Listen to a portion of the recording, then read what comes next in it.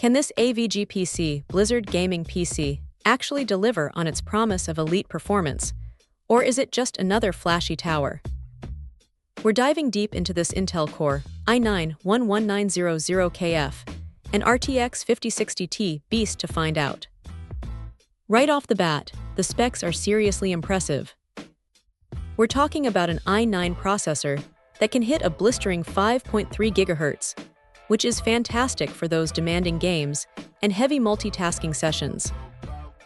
And that RTX 5060Ti, with 8 GB of GDDR7 memory.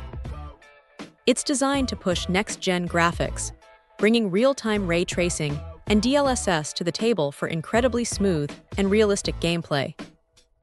Honestly, seeing those kinds of numbers on paper is exciting. Under the hood, this machine is equipped with 32 GB of high-speed DDR4 RAM, which is the sweet spot for modern gaming and productivity, and a speedy 1 TB NVMe M2 SSD. That means lightning-fast load times, whether you're booting up Windows 11 or jumping into your favorite game. Keeping all this power cool is a 360 liquid cooler, paired with ARGB fans. Not only does it look pretty with all that customizable lighting, but it's crucial for maintaining peak performance during those long gaming marathons. The whole package is housed in the Cooler Master TD500 mesh white case, which is known for its excellent airflow and clean aesthetics. It's a good-looking machine, no doubt about it.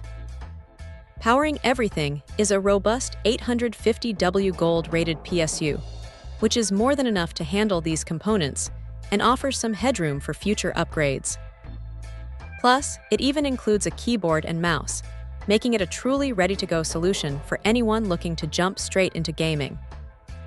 The build quality feels solid, and the attention to detail, like the mesh front for airflow, is evident.